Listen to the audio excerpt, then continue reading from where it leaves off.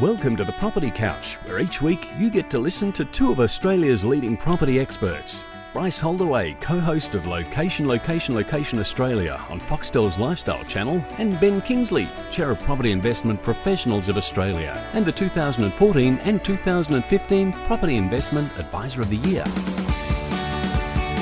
All right, folks, you're on the Property Couch, where each week Ben and I give you the insider's guide to property investing. Hello, mate. Welcome to the couch. G'day. How are you? It's D-Day. D-Day. D-Day for draft day. I know. A few going on. Yeah, and so we record obviously in the morning Yeah. and we produce in the afternoon, release it at 3. Do we? Yeah. Did we know We that? we record and we record. produce, or We is that record. Ivis? Oh, She gets Ivis all the is- jobs, remember? Ivis is crook. I know. And can you believe it? She's sitting in here. I Go and know. lie down on the couch, Ivis. Yeah, because Go and lie down. I'm going away, so I don't want to catch her lurgy. So Anyway, D-Day, draft day is the Omega... What's his name? Is that deal The going to Jaeger go bomb. through? Jaeger bomb. Yeah. Is the Jaeger bomb deal going to go through? Who Who cares? knows? I just want to know if Kirsten comes from Geelong to Fremantle. That's Yeah, all well, that matters. will Cloak go to the doggies? Yeah, that was meant to be the first I trade, know. and it's now well, possibly the the doggies last are playing hardball. They're playing hardball. The only thing that's been good about this trade period is Collingwood haven't dominated it for once. We want the father-son. We've gone all right. Yeah. Wells is, mate, he's polish. He's, as long as we can keep him on the park. Jackie Chan he's is good. about to retire, mate. You're. It's just the retirement home waiting room over there at Collingwood for him. So, hey, What are we on? we got a bit going on. You're flying to Sydney today. Yes. And I've got a breakfast presentation to the Pippa members in the morning, and then I'm speaking as you are. On, oh, no, you're not speaking No, on I'm Friday. not speaking tomorrow. I don't. So I'm I didn't speaking get Friday. on Friday at the Property Buyers Expo. Mhm. And then on the Saturday we're doing a gig, and then on the Sunday you're doing a gig, and you're doing a gig on the Saturday. Busy weekend. We've got a busy weekend, mate. Just for our listeners, if anyone is ever interested in our how we build a portfolio, come along. I'm now doing a Saturday talk. I've got a last minute Okay. gig for Saturday, so I'm doing 11 o'clock on Saturday, Beautiful. 2 o'clock on Sunday. You're going to be at both of those. Yes, so I will be. People can come and say good day. But we're actually going to show the simulator software live. We've talked about it a lot on this podcast. We're actually going to show how we build a portfolio for $2,000 a week. Beautiful. So it'll be well worth listening to. And then we've got Dr. Andrew Wilson on Saturday afternoon. And so, we are a professional act, aren't we, on stage? Like, we're highly organised. mate, like everything we do. It's, Exactly. It's Like- smooth. What am I talking about? I'll work that out on the plane on the way up. No, that's not true. I know what I'm talking about. Like this podcast today, we're going to talk about an article that came out from CoreLogic RP Databurn. And from our mate Cameron. Yep, Cameron Cusher. It was released on the 10th of October 2016. And he asked the questions, how many suburbs have seen median prices double over the past decade? Now, before we answer it, if I read the textbooks, surely every property doubles in 10 years, doesn't it? Have you noticed that? That's what everyone would like. Everyone who's trying to push an agenda would like to make you think that doesn't matter what property you buy, mate. Every property is a winner. Mate, I remember the first concept I heard from property was 1998. Yep. There were 7 properties in 7 years, and the first property, by the time you get to year 8, will have grown. So you go and harvest the equity in the first one, and then year 9 you harvest in the second property. It was this beautiful linear theory that just was. I was sold. Those spruikers are out there because I get a lot of those emails coming in, in my Pippa capacity of companies and promoters and people sort of saying 7 in 7, 44 in 12, blah, blah, blah. So, so ultimately they're still out there trying to push this agenda. Well, the good thing about that is it opened my mind up to looking outside of, because back in 98, I've said this before, it's not the mainstream barbecue topic that it is now. I remember it wasn't. I was talking to a mate who I went to uni with. I said, mate, come along to this seminar. And he goes, mate, you're going to get burnt. This is a rip-off. And there was no one else I could invite or talk to because no one else was interested in it. So it was just this, pioneer sort of, I was in a room full of, late 30s to 40, 50, largely men. And I was there and I was in the front row and I couldn't wait to get up there and listen. But, it's becoming mainstream because if you look at all the investment opportunities out there at the moment, term deposits are no good, super is an option. So everyone's looking towards property because it seems to be stable and at the moment the media seems to be talking it up and it is going up. So in the two major cities. So it's relatable. Very relatable. There you go. Now, have we talked about the rule of 72 before on this podcast? Oh, I'm not sure we have, but let's go there again. Rule of 72, folks, is a very quick formula. I think it was Noel Whittaker's back in the More Money days. Oh, it's been around but just in before terms of Noel. but in terms of, I think that's the first place I saw it. Yep. Rule of 72 is very simple. If you want to work out how many years it takes to double, if it's going to grow by 10%, Double your money. it's 72 divided by 10% gives you 7.2 years. Equally, if you want to know what the rate of growth is, you can go 72 divided by 10 years, means it's got to grow 7.2% per annum, compound. Yep. Correct. So that's a little rough rule of thumb that we've used almost daily in my career. But we want to talk about whether or not all properties double in value, Ben. We do, because that's obviously what the article was about. So it's a good little piece of data capture and sort of putting some numbers out there to sort of illustrate that. So we'll obviously put the links into CoreLogic where you can grab this information because obviously we're talking about their stuff. So we want to make sure that they get recognised for it. We do. So I guess the quick answer to the long question is no. Yeah. It's Does every property double? No. Not in 10 years? You're joking? No. Doesn't. No. What about in 7.2 years? No. No? No. No. No. So if it's 7.2 years, it's growing at 10% per annum, and if it's 10 years, it's growing at 7.2% per annum. But wait a minute, every property doesn't double. Well, let's put some figures on Stop it. it. Come on.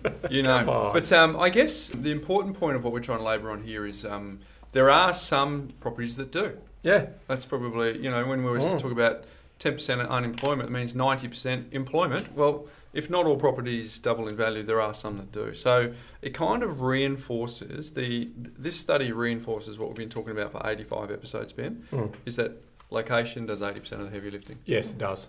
Absolutely, it does. And so what is interesting about that, because I've also heard other rules of thumb, that only 5% of property is worth investing in. Okay, now that is contradictory to this piece of data too. So if we actually look in here, it says here, so example, for houses, Melbourne is the only city in which half of the individual suburbs have seen the median selling price double over the past decade. So that's a pretty solid number. All right, and then Sydney sort of saying that 40%. 44%. Yep, so they're big numbers, and that's obviously in a purple patch of the cycle that we're in at the moment, because that won't always be the case if you take a snapshot of that. Now, what they did, the methodology they used, and it's a fair methodology, which is in the sense that they needed to have at least 10 sales of each category. So 10 house sales or 10 unit sales over a 12-month period, of which they can then get a median, okay, and score that against the median that they did 10 years ago. So that's how they did it. So there's only 4,048 suburbs across effectively 15 or 16,000 suburbs now, or it is 15,500 suburbs, that they had enough of a sample. Okay, so that's the sample. They drew from that sample, so they got 4,048 suburbs where they could analyse, and obviously they went and analysed that. Now that's interesting for me, because what I'm gleaning from that is that I reckon there's probably 10 or 15% of the market that's worth pursuing, not 5%. Okay, and that sort of says that should be good news for most investors to think that I only have to buy in a very particular. Some people say 1% of the market, some people say 5%, but I think there is definitely a growing opportunity for people to buy in gentrifying areas as well as these blue chip locations. And so that to me was a good insight that I took out of the data that I was reading here. What else did you take out of it? Yeah, well, it's interesting that there's only 3 cities in the last 10 years that got into double figures in terms of the number of suburbs that were surveyed. So Sydney at 44%, Melbourne at 51%, and Darwin at 19%. So the rest of the capitals, so Brisbane and Adelaide were 3%, Perth was 7%, and Canberra was 4%. So, mate, if we can ever reinforce the fact that everyone's got a theory, and I always think that no man with an experience is ever at the mercy of a man with a theory. With an experience is ever at the mercy of a man with a theory. Did I get that right? Go again. No man, meaning human. Yeah. No man with an experience is ever at the mercy of a man with a theory. So the point of that is, if I just say properties double in value, there's my theory. Yeah. But the experience is the facts don't lie. Yes. And the facts suggest that there's only 3 suburbs that have done that. So there's plenty of people who look like they've got authority, get up on stage and ramble on about their numbers, but Like no you one and me really this weekend. no one really fact checks them. And obviously, this is a bit of a fact check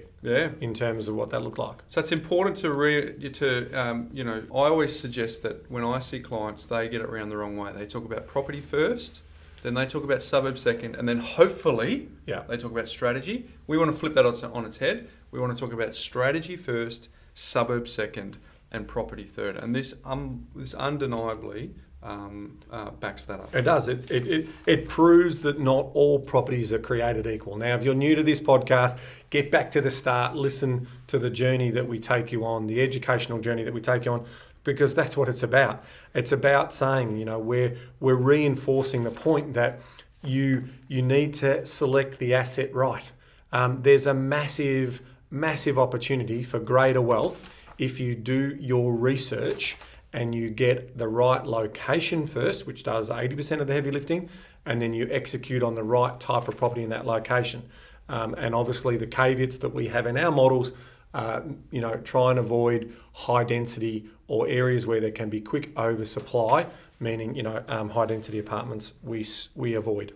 So how do you determine which property, here's the question, how do you determine which property or which suburb that you choose of the 15,000 plus suburbs that there are in this country? Yep. Because if the location does 80% of the heavy lifting and the facts verify that, the consumer or the person who's interested in investing has to avoid the noise that's really distracting. And by that, I often talk about a story where I had a client let me know that they're interested in a property. The historical growth of the suburb was 23%. They could get a rental guarantee, and the depreciation means they're going to get some really great tax. That's a textbook right there. Yeah, that's in-home textbook, 3-hour presentation. I'll teach you about property. This is only going to cost you $20 a week. Have you got $20 a week, mate, to buy this property? Mate, can you let me? Can you? No, $20 a week. That's all it's going to cost.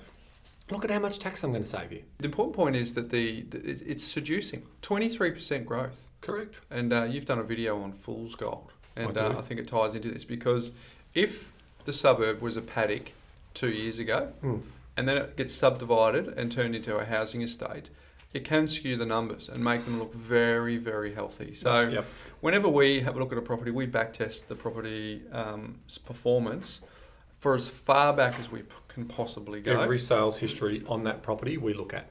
And it gives us confidence as a buying indicator on its previous performance. Yep. So the challenge with some of these is they're talking about 2 or 3 years worth of data to give them that confidence for that score. So, and what else do you do? You do the field research to assess the back testing of that data, which you're looking at to see where it's been renovated.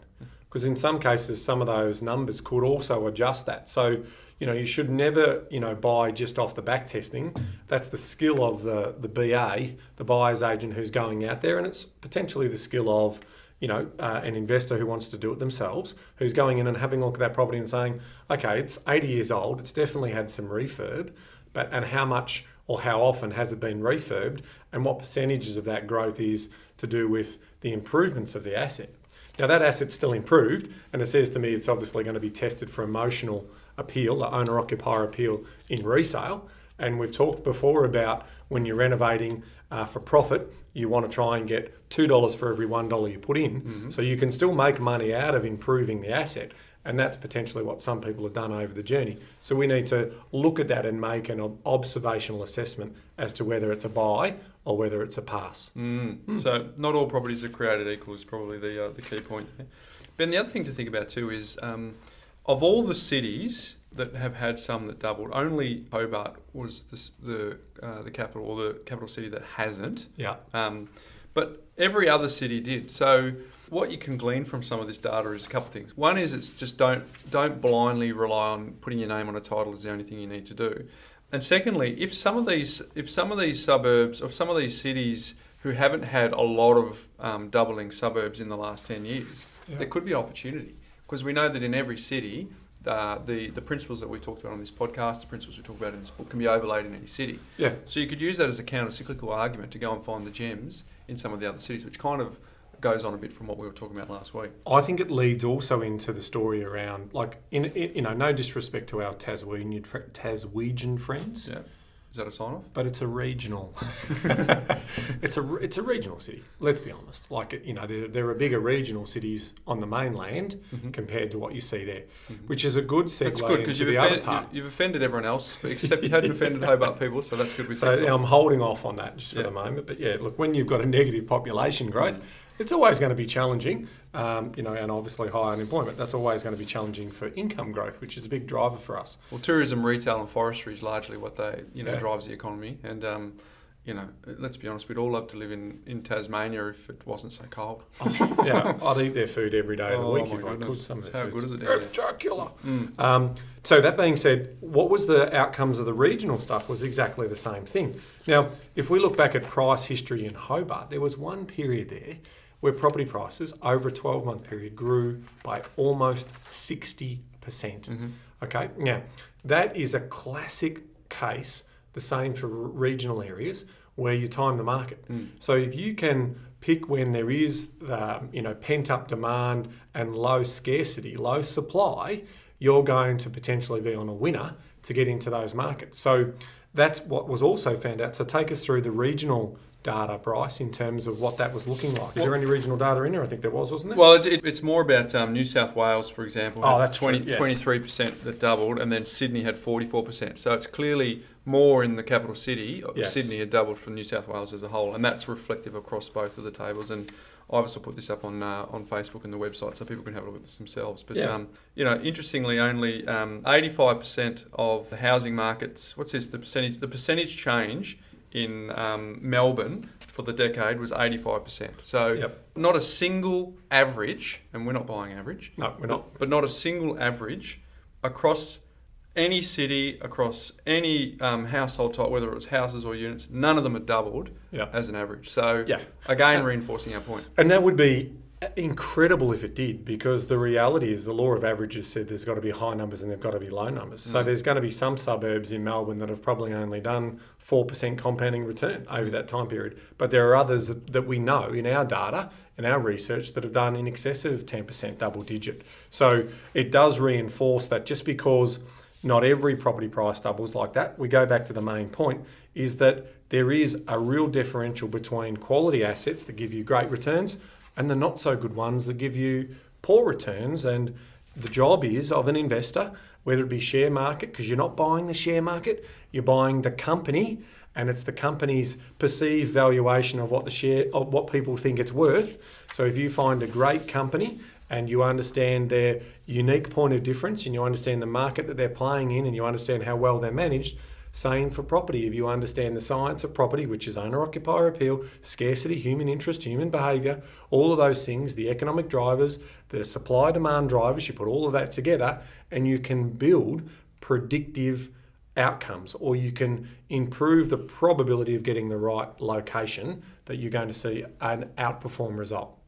Is that to say that, in our business that we know that we can pick the very best property in Australia for every client that walks in our door, Bryce? Oh no, but you just got to pick some really, really good ones. Yeah, that's it. I mean, any advisor who's telling you they can spot the number one property in Australia that you can buy today is full of crap. I can't say that other word because I'll have a little E next to our name. Got to warn our listeners.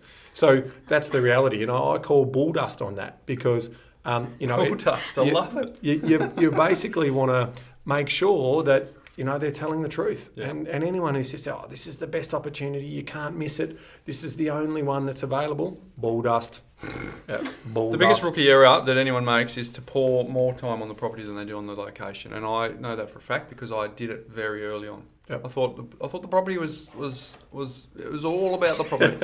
But she ain't. It's they didn't call our show Property Australia. So let's bring an example to the table. Bring it in. Let's bring an example. So we went through our data, grabbed some value of general data, and we study that religiously. And you've heard us talk before on the podcast about historical performance. We're a big believer in historical performance because this is not like a business in the sense that it is an essential need, it is shelter. So if I bring this theory back in for everyone to understand, in a business that is driven by share market value and listed on the Australian Stock Exchange, what normally happens is the pressure of the CEO to run that business is to continue to keep delivering value. In other words, move that share price forward. Now, to do that, they've got to make decisions around cutting costs or bringing in new products. Look at Apple. Every time one of Apple's products is amazing, their share price explodes. Every time they bring an Apple iWatch out or an Apple Watch out, not so great. People haven't got there yet in terms of what it's doing. They're working hard to try. So that's what's showing. So investors are sort of saying, good product, it's going to increase the profitability so the share price grows. So you've got all these variables that are inside the control of the company: acquisitions, mergers, expansions, contractions, cost cutting, and that's how they manipulate the value of the business and get the best returns. Property doesn't do that. Property sits there on the land. The land is then utilised, and there's, as long as the status of the suburb continues to grow and prosper, and the people who live in the area are aspirational and are like-minded to the other people in there, I tell you what, historical performance of that asset is a really reliable indicator for future performance. We've done the regression analysis. We know it works.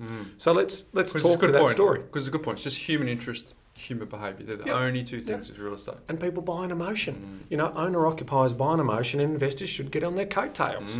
That's as simple as that.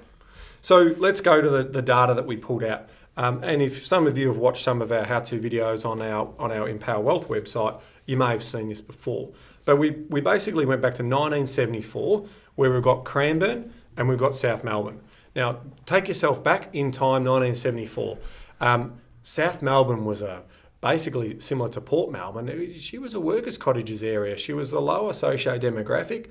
All of the wealthier people lived in the Turaks and the Malverns and the those types of areas, and along Elwood and Brighton and all that area. And so these were terrace houses, and some of them were boarding houses.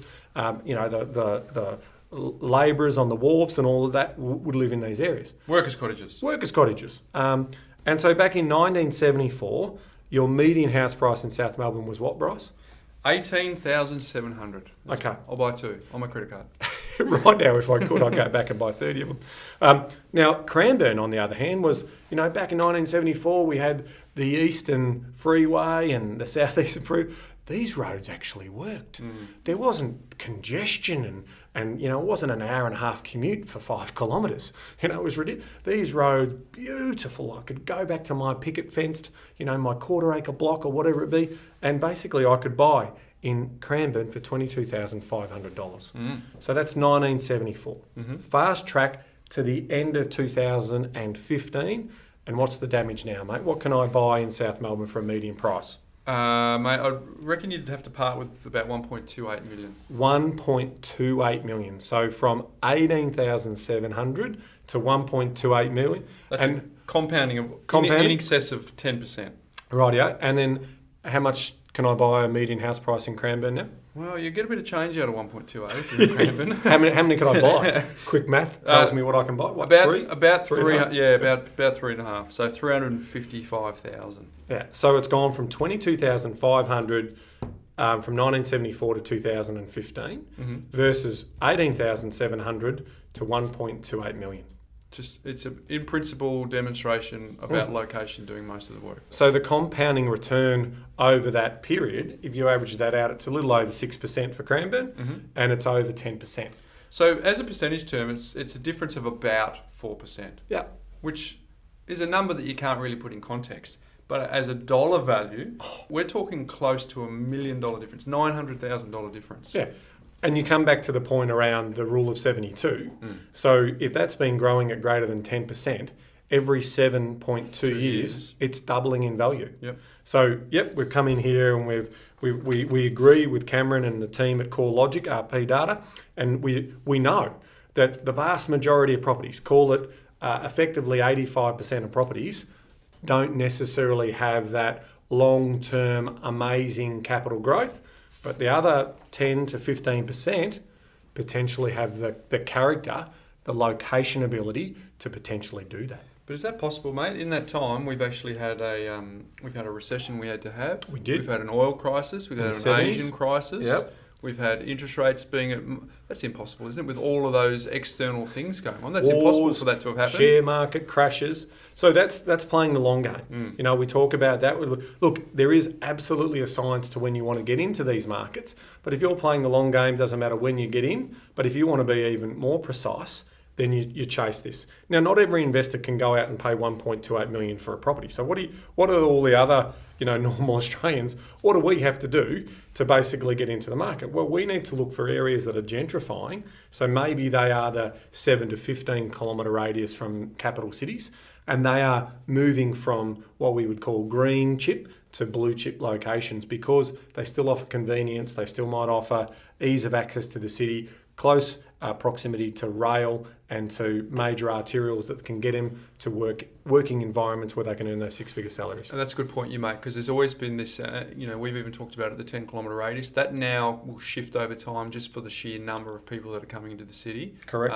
Because we're not the Manhattanisation, we're not Hong Kong. We don't have uber high density. Yep. So Australians will always value space and a bit of freedom. So the 10 to 20 kilometre radius now as an opportunity is more than ever with the populations in the bigger cities. Yeah, and then if you go into some of the smaller cities, which are still reliable cities, you might be in that sort of 3 to 5 kilometre range at around that 500 to 750, which are excellent buying if you think that those cities are going to replicate what our bigger cities have done. And it's pretty logical that they are. And then you go into marketplaces like Southeast Queensland, and you're looking at areas like Sunshine Coast and the Gold Coast. And even though, years ago I was very negative towards the Gold Coast in regards to its income drivers, if people can get to mass employment centres and earn large incomes like Brisbane CBD, and we're seeing better rail, better infrastructure to do that. Well, yeah, the coast with the most, the Gold Coast and the Sunshine Coast, talk about livability score, and the livability, it passes the livability test tenfold. Yeah. These are beautiful locations. So if I can get a really strong income by working in the hospital there, or working in medical services or retirement services or financial services, and do that type of work and take home that money, then it's about studying where all of those wealthier people are residing, because they want to be close to each other and next to each other. And there's still a lot of generational money that's coming from the Melbourne and the Sydney who are buying up in the Noosaville, those types of areas. All of that takes shape. So you can then sort of say there are potentially times that you get into those markets because there's immediate short-term uplift. And by short-term, we are usually talking next 24 months that we will see price growth in those areas, based on the supply and demand research that we do. Every lifestyle location, including the ones you just talked about, Ben, up and down the east coast of Australia, will see significant population increase over the next 20 years. Significant. So if you buy the right location in those regions, you're going to do very well. I think that's a really good point, that Cranbourne thing, Ben, is that despite the fact from 1974 to 2015 for this exercise, there's been so many external events that have happened and they're still performed. I think that's the important point, because we got a bit of feedback from last week's podcast that it was an interesting one, because we pretty much gave a reality check to a lot of people in that don't compromise on location, and if your cash flow doesn't allow it right now, don't invest. Yep. But the flip side of that was, if you buy the right locations and your cash flow can work, you're still looking really sweet. So and this has reinforced that in that over a long period of time it's performed well, and it hasn't been smooth sailing throughout that whole process. Yeah. So you look at marketplaces like Sydney, and we argue to ourselves, are we willing to go 45 kilometres out of the city? But there does come a point where we say 45, 50 kilometres from major employment centres, 1.5 hour, 2 hour commutes. That's not the psychology of the higher income owner-occupied buyer. They don't want to go out there. So why are we going out there to chase a wave rider strategy when potentially we can divert the cash for that $750,000 property out wide and put that into a marketplace like a Brisbane or an Adelaide or another market, and even soon Perth, where we're buying counter-cyclical, where you can see those opportunities. It doesn't make sense to me that we would risk our clients' money if we're talking about getting short-term returns. If the client says, I don't care, I want a long-term result, that's great. We will hunt in those marketplaces, and we're still hunting in Melbourne, doing exactly that. This data irrefutably confirms what you've just said, that if you combine the cities with the best locations, the long-term payoff is enormous. Long-term payoff is enormous. So, but not everyone can do that. Hey, I got a quick question here from Stacey. Hi, Ben and Bryce. I have a question about the suburb of Cranbourne. in Melbourne. Oh, okay. I recently went to a property seminar in Melbourne, and the presenter was telling us that Cranbourne will be a big growth area in the future, along with Pakenham, Officer, and another suburb I cannot recall. Do you think this is true? Only because my partner has a house in Cranbourne, he has invested in it and is renting out at the moment. And we are not sure whether to hold onto it or not. Many thanks, guys. I'm loving your podcasts. Okay, so the very familiar story. That it is. It's a classic story, and there are, there's if you do a search on councils around Australia, it's very easy to work out the fastest growing municipalities by population growth. Mm-hmm. Now, a lot of these house and land package promoters talk that up, because they're arguing the population growth story. All right. Now, I argue counter to that around the affordability story. The people who are going into those locations are usually the people on the lower incomes who are just trying to get their foot into the market. They're trying to experience the great Australian dream. They're just trying to get into that market. And in some cases, it's because their parents lived 2 suburbs away and now it's their turn to get into a market and they can't get into their parents' market. So what they can afford, or they're looking for that 4-bedroom, 2-bathroom, alfresco setup, sub 450 in Melbourne, or sub, actually, it won't be even sub 450 Melbourne. It's probably more sub 550, 600. In Sydney, that's almost sub 800. So the reality is that we still don't have the scarcity and we still don't have enormous owner-occupier appeal, and it fails the practicality test. So we don't normally touch them. It does fail the practicality test. Go to Google Earth, have a look at a cul-de-sac on the end of some of these subdivisions and just see if the developer can go and release a bit more land at the end of that cul-de-sac, because as soon as the demand comes, the supply also comes. So that becomes a neutral event. So hopefully that's helped out, Stacey. I know there's a lot of people who will be listening who maybe have properties in Cranbourne or Pakenham and Officer. So the last part of the question is whether or not to hold it or not. Generally speaking, we've said it many times in the podcast, there's very few occasions when we suggest that you should sell. But it's all about seeing it as a bigger picture, as part of your strategy. But and we're doing some research on the sort of sell hold, trying to test whether there is an opportunity cost loss there, and hopefully into next year we'll be talking more about that type of assessment. So we want to run multiple theories through our simulation softwares to see whether there will be a change of that view. But the economic cost of getting in and getting out is really expensive. So if it's sitting there doing its thing and kicking along and showing some growth, maybe, just maybe, it's worth holding on to. That's the point. We're not saying it's no growth. Correct. It's opportunity cost growth. Yep. And for the benefit of the listeners, because we often get a few questions like this, the way that we've just overlaid that is Cranbourne. We go economic activity. It's a reasonable distance from the central CBD. Owner-occupier appeal. It actually does have owner-occupier appeal because a lot of people want to, but they're getting their first foot on the ladder. Yep. And then the third one is the scarcity. And the scarcity doesn't exist. So if you've got a similar question yourself, just overlay those 3 filters straight away and ask yourself, where will the people get the job from? Is there new supply easily available? And is it largely an investment estate, or are there owner-occupiers interested? And if there's promoters getting lots of people wanting to buy investment properties there, chances are you might lose that equilibrium of 70-30. Yeah, just overlay your demographic research on that and have a look at the proportion of managers and have a look at their education to sort of see exactly how much income growth story is going to be there as well, because that's going to drive your property growth story. Here. Well said. There you go, folks. So I guess the summary, as Alistair would like us to do, Ivers, the summary of that is that not all assets are created equal, but not all suburbs are equal as well, Ben. That's the one. Now, can I do one quick shout out? Yeah, is that all right? So yesterday was Money Care Day. Ooh. Okay. Now, Money Care Day is just to highlight that there are people out there who aren't in a great financial position. And a lot of people, emotionally that can wreck relationships, that can wreck families.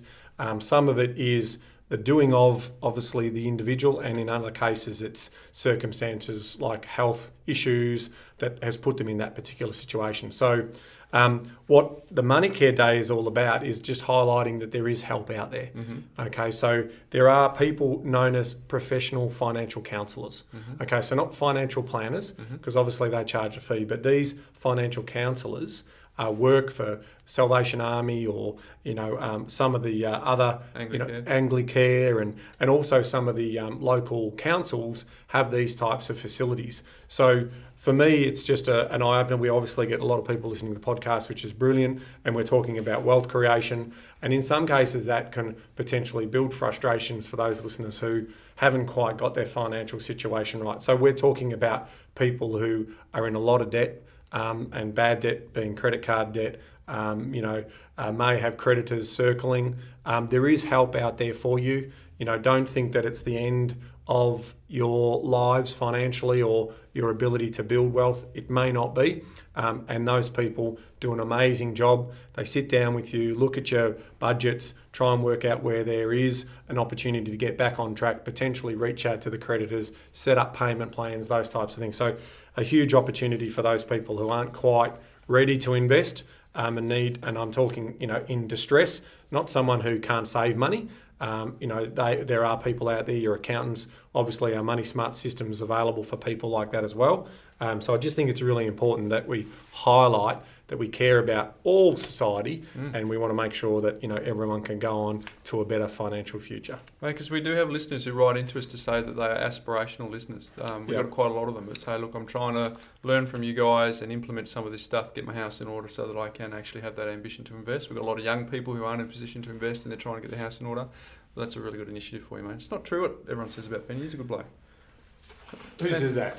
Who says that? What are they? Where are they? Ivis just gave me the questionable look. So, But good stuff. So if anyone wants to learn a bit more about that, we will put that up on thepropertycouch.com.au and check that out. Hey Ben, we've got a new website coming. Have we? Not that far away. Oh, no pressure. No pressure. Who's looking after that? Oh well, Ivis gets all the. Well, jobs. if Ivis is getting it, it'll definitely get done. If it was you and I, it'd be 6 months away. Yeah, it'll be 6 months away, but that'll be pretty cool. So if anyone hasn't downloaded our Money Smarts system yet, go to thepropertycouch.com.au and download that. That's the very principle of household money management relies on understanding that it's a free resource. The people who have downloaded it and used it have said, I wish I had known this years ago. Mate, here's the deal about the Money Smarts, isn't it, Ben? There's no rocket science in it at all. It's very simple stuff that not many people do. Yeah, and it means you don't have to track every dollar that you spend, which a lot of people think, because that's what happens. People don't get into the habit of that or they go down that. So this is about saying, do your budget, work out what your living and lifestyle expenditures are, pay yourself that amount of money and then save the rest. And if you keep going back to the well, something's wrong. Never unconsciously overspend ever again. You can consciously overspend, correct, but never unconsciously overspend. We just put a little bit of pressure on Greg, who's one of our listeners, who's designing that website, to let him know that we've announced it now. We're going to get it done. So where are you signing off? I'm going to Tibet. Oh, yeah? I'm in Tibetan. Fair dinkum. Yeah, Tibetan today. Do we need to give you a fair moment? dinkum. Do we need to give you a moment to get into the zone? I don't know. Let's see. Gemma Yayong. Maybe Ivis knows how that one works. Do you know how to say it in Tibetan? No. So yeah, Gemma J. Yong. Mate, Gemma J. Very good. Yong. Very good. Which means see you later. So that's what it says on the form here anyway. So there you have it, folks. If you've got nothing to do this weekend, why not come and say good day to Ben? If you do turn up at the expo on either Saturday or Sunday, make sure you come up and say good day and let us know you're a Property Couch listener, because we'd love to meet you. We've got a few books there too. We've got a few books so there. If people want to buy some books. If anyone comes to our session on Saturday with Dr. Andrew Wilson and they ask a question, we're going to give them a book. Give them a book. We're going to give them a book. Yeah. We're even going to sign it, apparently. We've just been told. So, geez, we get this commercial thing organised, don't we? We're pretty good. Sign a book. Yeah. Very good. Well, the listeners know you're the brains and they know that Ivis. Call them ball dust. Ivis call them ball Ivis is the dust. coordinator, so I've got an identity problem. I've got to work out where my value is. But here we go. So ball dust. We've got Gemma J. Yong. So all you Tibetan listeners, Gemma J. Yong. To the rest of you, see you next week.